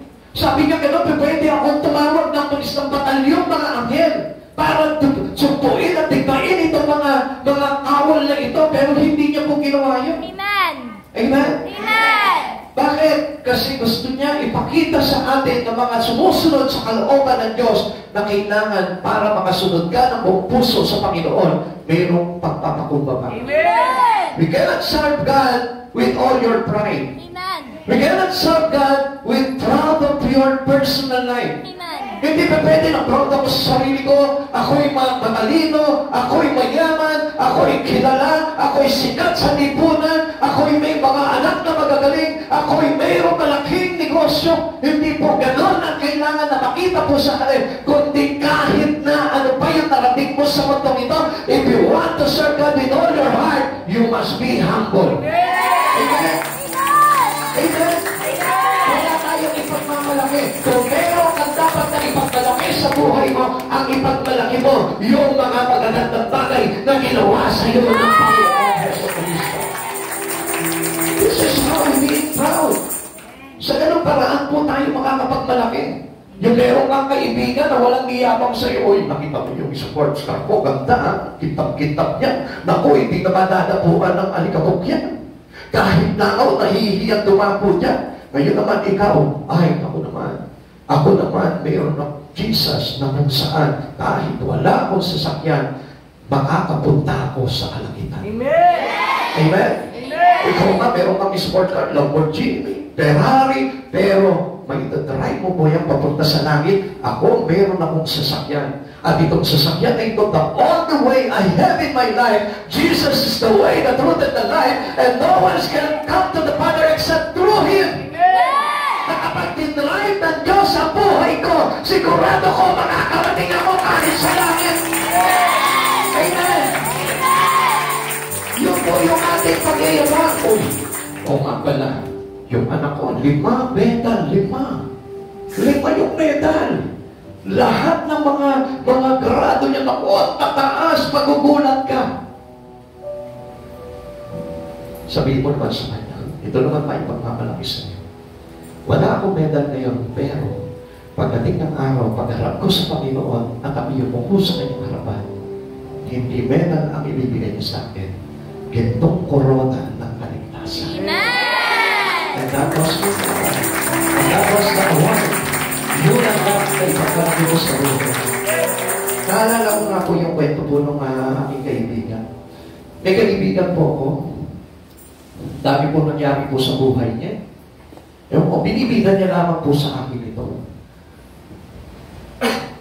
Kasi itong kaibigan ko po ito, nakaumatos po yan ng isang taon. At pagkatapos po nito, kinukwento niya sa akin, alam mo, nung time na nakaumatos ako, hindi ako iniwanan ng asawa ko. Pinantayan niya ako, inalagaan niya ako. Kahit na ako'y nakagalang sa kama. At ang pagkagising ko, nandun pa rin siya. At hindi lamang po yan. Sabi niya gano'n sa akin. Alam mo ba, pare, nung time na pinalayas ako, nung aking mga magulang, nandiyan pa rin yung asawa ko. Lagi siya nakasuporta pa rin sa akin. At isa pa, nung time na nag-bankrupt yung aming negosyo, nandiyan pa rin siya. Hindi niya ako iniwan kahit sandali ng mga bagay na pangit na nangyari sa buhay ko, nandiyan pa rin yung asawa ko. Pinipila niya sa akin. Eh, ano nangyari ngayon, pare? Sabi ko gano'n sa kanya. Alam mo, ngayon ko lang napagtanto na ang asawa ko pala ang dahilan ng lahat ng mga nangyari sa buhay ko.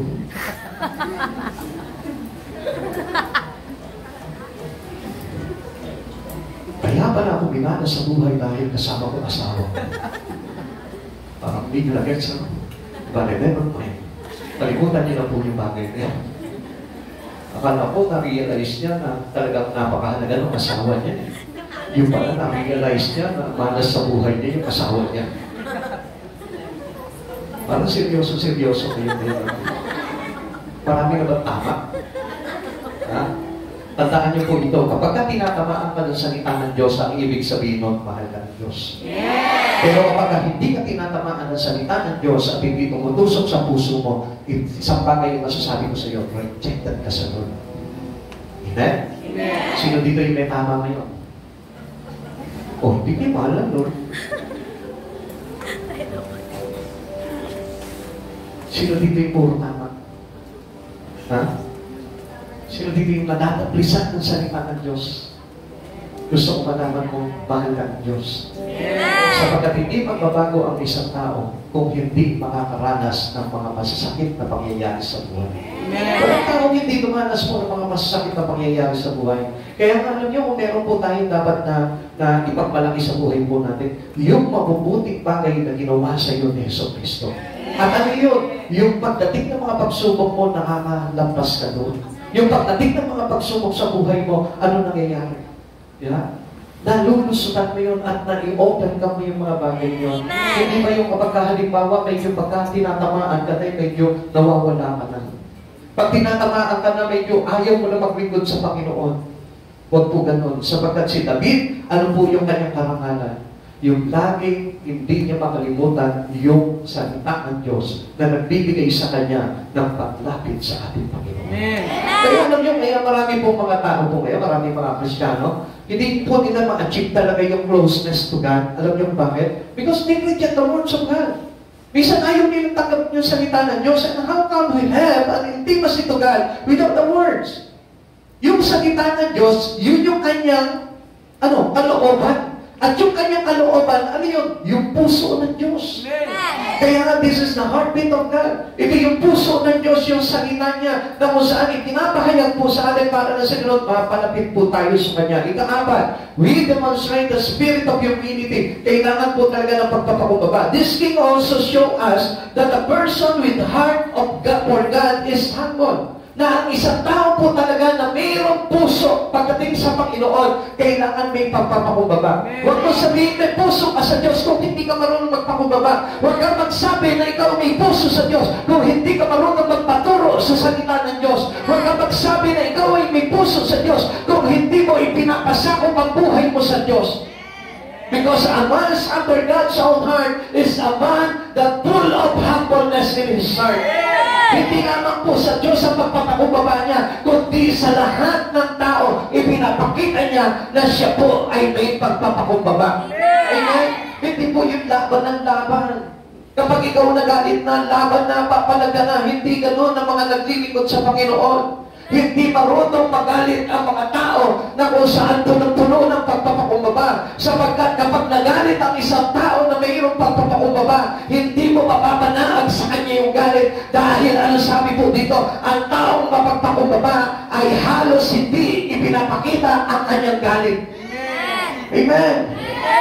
Sapagkat kay Yahweh po, alam niyo po ba, si Jesus, kung tutuusin, dapat galit na ito si Jesus sa mga ginawa ng tao. Pero anong ginawa niya? Hindi mabanaag sa kanya yung galit. Anong nababanaag sa kanya? Love pa rin. Amen. Amen. Tanong mo nga yung katabi mo. Puno ka na ba ng galit? Then wala kang pag-ibig sa Diyos. Kaya nga sabi po ng Biblia, ano po buod sa kanyang kapatid? Ay ano? Ay mamamatay tao. So ang ibig sabihin po nito, if you love God in your life, dapat you must be humble. Huwag mong ipapakita yung buod mo sa kapwa mo. Ipakita mo sa kanya yung love mo, yung malasakit mo, yung concern mo, yung gusto mo siya na mailigtas. Amen. This is a servant of God who follows God with all our heart. Ito po yung lingkod ng Diyos na kung saan meron po talaga totoong puso ng pagsunod sa Panginoon. Actually, alam niyo po si David, marami po siya pwedeng ipagmalaki sa buhay niya eh. Mapapansinin po natin, David had many reasons to be proud. Katulad din po natin, ikaw na nandito ngayon, supposed to be, marami kang dapat talagang ipagmalaki eh. Makinig po kayo. Ano-ano po ba yung dapat ipagmalaki po ni David? Katulad din po natin, he was a handsome man. Tingnan mo yung katabi mong lalaki ngayon. Guwapo. Ha? Tingnan mo yung katabi mong babae ngayon. Guwapa. Diba? Pwede niyang ipagmalaki ang bagay na yun. Katulad ni David. Ano ba? A skilled musician. Wow, magaling mag-gitara, magaling mag-drums, magaling mag-piano, magaling kumanta. Amen? Pwede mong ipagmalaki yan. Ano ba? The Lord's anointed ruler. Nandito ka ngayon, pinili ka ng Diyos. Kaya nga ang akala mo, sapat-sapat na yung iyong paglilingkod sa Panginoon. Pwede mong ipagmalaki yan. Ano ba? Ang triumphant warrior. Ito po si David, nakita niyo po, nagtagumpay siya laban sa mga dumidigma sa kanila. Nagtagumpay siya laban kay Goliath. Ganyan din tayo. Di ba, nung minsan, nagtagumpay ka sa laban mo sa mister mo. Nagtagumpay ka sa laban mo sa mga anak mo. Nagtagumpay ka sa laban mo doon sa kapitbahay mo. Pwede mong ipagmalaki ang bagay na yan. Katulad po ni David. Okay? And a national hero, ipinagtanggol niya laban kay Goliath ang mga Israelita. Kapatid, kung papansinin po natin, pwedeng pagyabang po ito po si David. Pero hindi niya ginawa. Why? Because he knows God. Kilala niya ang Diyos na walang makakapantay sa Diyos. Ganun din po tayo. Kung bakit tayo mayroong humility o may humbleness sa buhay po natin, sapagkat alam natin sa harapan ng Panginoon, wala tayo may magpapalay. Amen. Kahit na sino ka pa, kahit sabihin mo gaano ka kaganda, kahit gaano ka katalino, kahit ilang medal yung na-award mo na yung graduation na ito, I tell you, hindi mo may pagmamalaki ang bagay niya. Amen. Kaya kung meron ka may pagmamalaki sa buhay mo, hindi yung anak mo na nakagraduate ng law, hindi yung anak mo na nakagraduate ng bugasya, hindi yung anak mo na nakagraduate ng doktor, kundi ang Diyos na tumawag sa iyo mula dito sa lugar na ito. Amen. Yun yung dapat na binabantero natin sa bahay po natin. Minsan makikita nyo sa Facebook, makita mo daming medal, grabe. Di ba? Puno-puno ng medal dito, if I know, binili lang ng tatay niya. Di ba? Yun yung kanyang pinopost no, sa kanyang Facebook. Bakit hindi mo i-post si Jesus? Na pagdating ng araw, magbibigay sa iyo rin ng award. At yung award na yun is life eternal in heaven. Sabi po na 2 Samuel chapter 7 verse 18, pumasok sa tolda si Haming David, umupo at nanalangin, sino ako Yahweh? At ano ang aking sambayanan upang ipagmalasakit ng ganito? Kapatid, nandiyan pa po ba tayo? Do not disrespect and dishonor God in your life. Kapag nandito ka ngayon, focus ka lang kay God. Huwag mong intindihin yung ibang bagay sapagkat ang sino bang mag-dishonor sa salita ng Diyos ay hindi tatanggapin ng Diyos. Bakit? Because ang salita ng Diyos na iyong hindi nire-respeto ay si Jesus mismo. Kapatid sa Panginoon, kaya nga ang salita ng Diyos, huwag mong babaliwalain sapagkat ito ang buhay na kaloob sa atin ng Panginoon. Ang sabi po ng mga alagad, saan kami pupunta? Nasa inyo ang salita na nagbibigay ng buhay na walang hanggan. So, ibig sabihin, if we reject the words of God, paano tayo magkakaroon ng kaligtasan? How can we have eternal life? Kaya nga sabi po ni David dito, sino ako, Yahweh, ang ano ang aking sambayanan upang ipagmalasakit ng ganito? Alam kasi ni David na sino lamang siya. Who am I, O Lord? Sino ako sa iyong banal na harapan? Ako'y walang kwentang tao lamang. Huwag mong ipagmamalaki kung sino ka. Lord, graduate ako ng abogado. Graduate ako ng doktor. Ako'y sikat na doktor ng mga karet. Huwag mong ipagmamalaki yun. Lord, hindi ako magiging sikat na doktor kung hindi dahil sa iyo. Dahil kung hindi dahil sa kabutihan mo, wala sana ako ngayon sa aking kinatutungtungan ngayon. Amen? Amen. Kaya nga, not proud of yourself, proud of Jesus. Amen? Kaya nga, alam niyo mga kapatid sa Panginoon, kaysa po yung halimbawa na marami tayong pinupost sa Facebook po natin, kung ano-ano na tungkol sa buhay po natin, mas i-post mo ang salita ng Diyos para na sa ganun yung salita ng Diyos kapag ipinagmalaki mo sa maraming tao, yan yung maglalagay sa iyo sa buhay na walang hanggan. Ikalima, we demonstrate the spirit of servant. Para malaman mo na tayo po'y sumusunod na buong puso sa ating Panginoon, kailangan maipakita po natin na mayroon ka talagang totoong espiritu ng isang pagiging lingkod ng Diyos. Ano po ba ito? Paano po ba ito? Yung paglilingkod po sa Panginoon, ganito po yan. Hindi pinipilit lamang na maglingkod, kundi buong kagalakan niya na pinaglilingkuran ang Diyos sa kanyang buhay. Bakit? Kasi yung kanyang takot, hindi yung kumbaga parang dahil lamang sa takot niya na maimpyerno pagdating ng araw, kaya ako, kailangan ko maglingkod na sa Panginoon. Kasi nag-aabang na sa akin ang impyerno. Hindi po ganun eh. Kundi kaya po siya naglilingkod sa Panginoon dahil yun yung naglalagay sa kanya ng kagalakan. Like for example, bakit ka nagtatrabaho? Bakit gusto mo yung trabaho mong yan? Hindi ba dahil hindi lamang sa sweldo? Sino po din kayo nagtatrabaho na dahil sa sweldo? That I tell you, wala po kayong kwentang mga manggagawa. Sapagkat ang talagang pagtatrabaho, kailangan nasa puso mo rin. Amen. May kagalakan ka rin na gawin yung trabaho na yun. Tingnan niyo po ito ha, papaswendohin ka ng iyong boss, ng iyong amo, ng iyong employer. Tapos, hindi mo naman ibibigay yung puso mo sa mga bagay na ginagawa mo. Kawawa naman yung pinagtatrabahuan mo. Binabayaran ka, sinaswendohan ka, pero hindi naman pala sa puso mo nanggagaling yung mga bagay na ginagawa mo sa iyong trabaho. Kapatid, kailangan kung ikaw ay mamamasukan, magtatrabaho, kailangan din puso. Amen. Sapagkat kawawa yung mga nagpapasweldo po sa atin, kung hindi lalaki pa ng puso, at kung ang iyong layunin lamang ay sumweldo, kawawa naman po sila. Hindi magtatagumpay yung kanilang negosyo kung gano'n lamang po ang gagawin natin. Like for example, bakit ka nag-aaral? Nag-aaral ka dahil gusto mo lang pagdating ng araw malaki ang sweldo. Gano'n din po yun. Dapat kaya tayo nag-aaral dahil gusto natin na matuto tayo sa buhay na ito at maging maayos ang kalagayan natin. Alam niyo kung dahil lamang po, dahil sa kaya tayo gusto, nag-aaral tayo para lamang makatapos tayo at makapagtrabaho tayo at malaki ang sweldo natin, hindi ka magiging mabuting tao sa kapwa mo.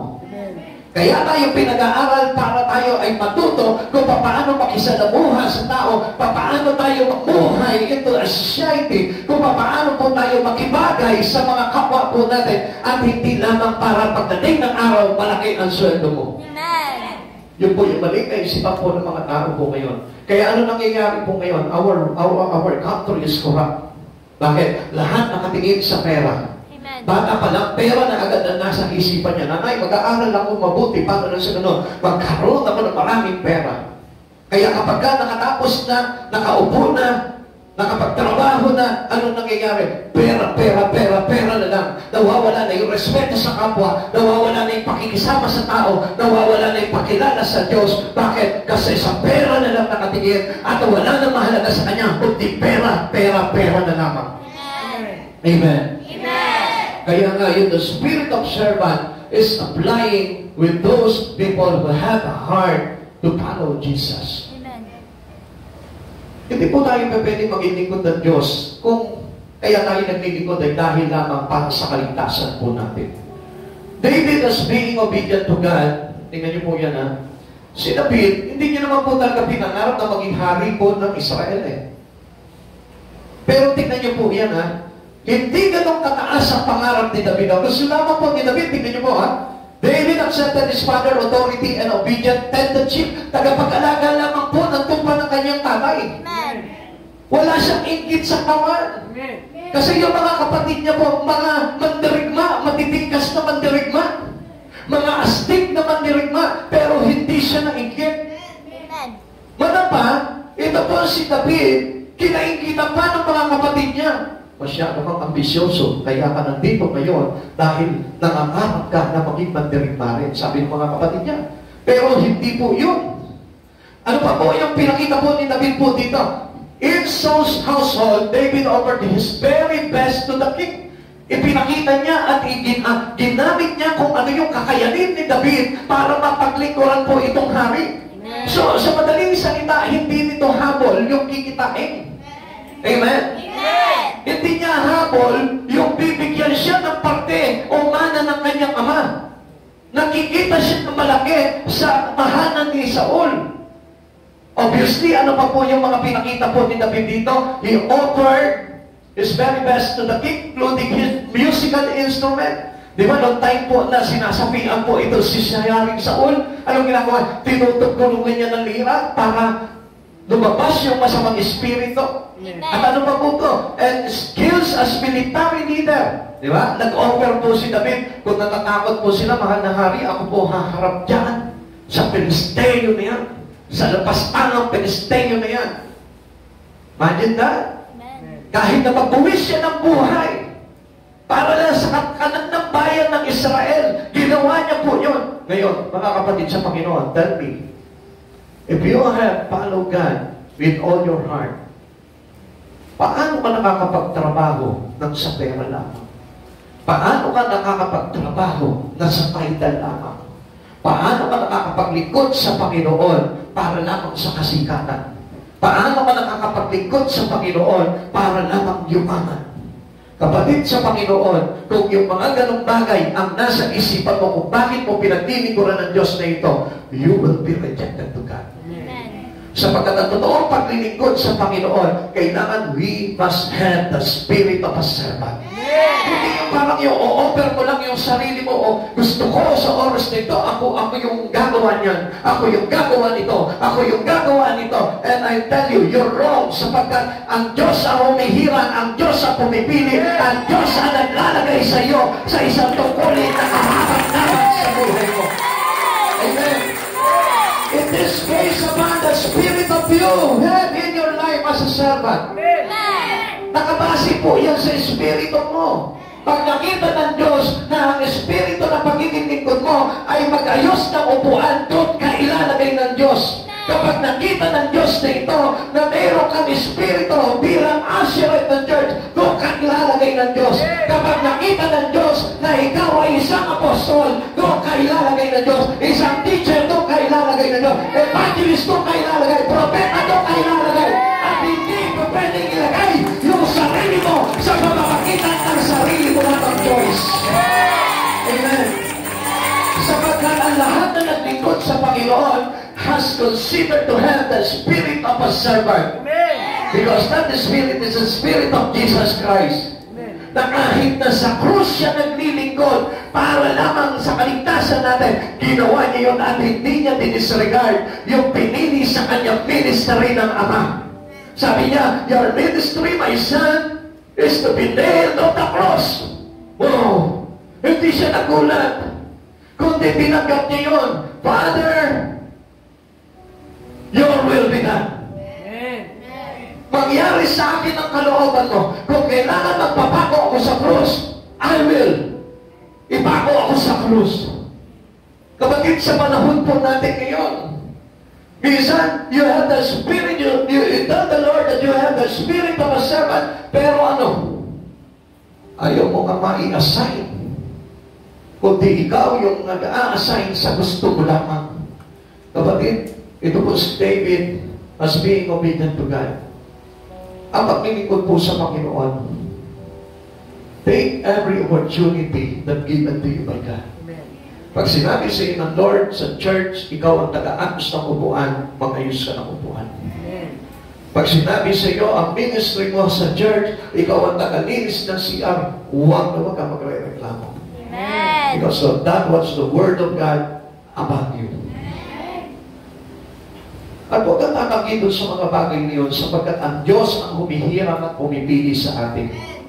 And that was the Spirit that coming from God. Amen. Amen. Amen. Ang sabi mo kay Peter, Peter, follow me and I will make you a fishers of men.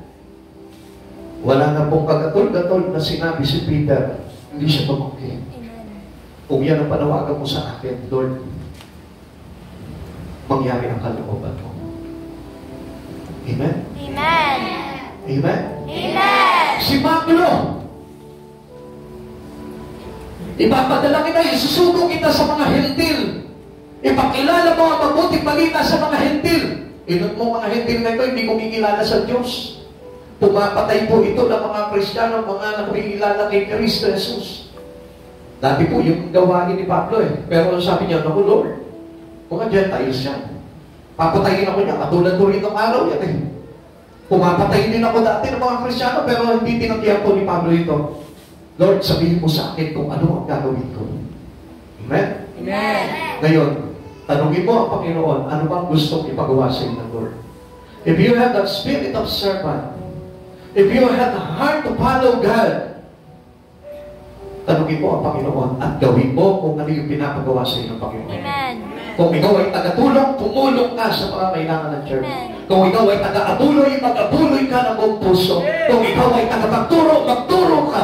Kung ikaw ay pastor, magpastor ka. Kung ikaw ay evangelista, mag-evangelismo ka. Amen. Ganun po yung pagsunod sa kalooban ng Panginoon. Hindi yung parang tinatanong natin, ano ba gusto mo? Ano ba ang gusto mo talaga? Do not ask yourself. Ask the Lord. Amen. Kung ano ang gusto ng Panginoon sa buhay mo. Huwag kang mamimili ng posisyon. Amen. Finally, David served the people of Israel wholeheartedly as their king. Nakita niyo na? Dahil hindi po namili ito si David ng kanyang gagawin na ipinag-uutos sa kanya na Yahweh, anong ginawa sa kanya? Naglingkod siya sa bayang Israel bilang isang hari. Amen. Grabe, ang galing, ano? He did not expect to be a king. Sapagkat, alam nyo, libang na po si David na nag-aalaga ng tupa ng kanyang mga ng kanyang ama. Tuwan-tuwa siya habang nakikipagtigma po yung mga tao na takot yung bayan ng Israel, yung mga buwan ng santanahan ng Israel, samantalang napadpad po siya doon. Ano nangyayari? Sa kanyang kamusmusan, wala po siyang kaalam-alam po doon, kundi anong sabi niya? Narinig niya na ito pong si Goliath, iniinsulto ang humpos na hatahan ni Yahweh. Galing si David, isang musmos nagkaroon ng totoong espiritu ng pagkikilingkod, humanda ka. Sabi niya kay Goliath, ikaw na Pilisteyong hindi tulig, pupugutan kita ng ulo. At pagkatapos, ipapakain ko sa mga ibon at sa mababangis na hayop ang iyong mga kawal. Grabe, musmos. Pero nanindigan dahil yun ang pagtawag sa kanyang Yahweh. Amen. Hindi kasi kami bata ako. Anong ilalaban ko kay Goliath? Hindi niya sinabi, lingid kong ito, Lord.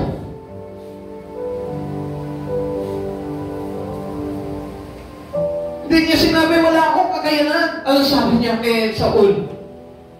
Kapag ang aking tupa ay sinasalakay ng mga kaaway, ng mga mababangis na hayop, aking itong pinupugutan ng ulo at binabalian ng panga. Kapatid sa Panginoon, this is how confident a boy like David, in the sight of many people of Israel, hindi siya natakot na kahit namusmos siya. Samantalang tayo, kung minsan sabi natin, gusto natin paglikuran ng Lord. Naku, Pastor, pinabawalan nga ako ni ganito Pastor, sabi nga sa nahalangin ng nanay ko, naku, hindi na ako mag-aaral kapag nandikot ako sa Panginoon. Pastor, sabi ng boss ko, hindi na ako pwede makapagtrabaho kapag nandikot ako sa Panginoon.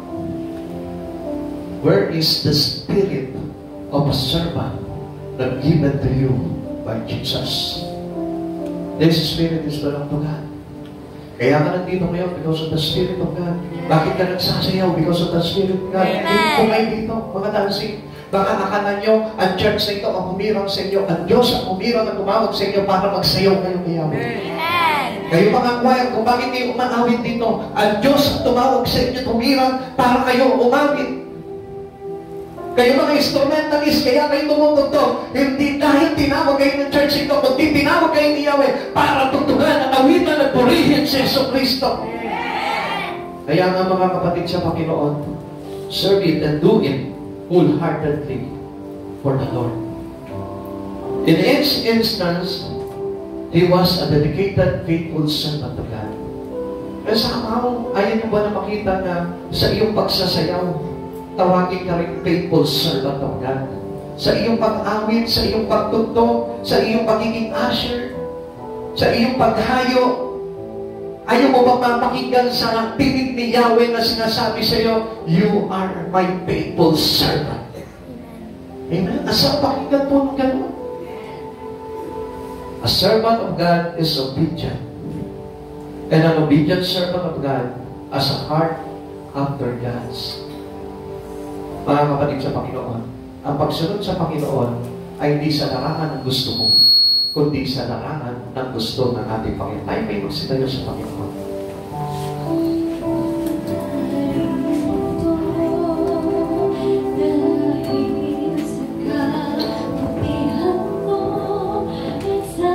Sabihin mo sa oras na ito, kung tama ba ang paglilingkod na ginagawa mo sa harapan ng Panginoon. Sa pagkatayo ng Diyos na magkamali po tayo.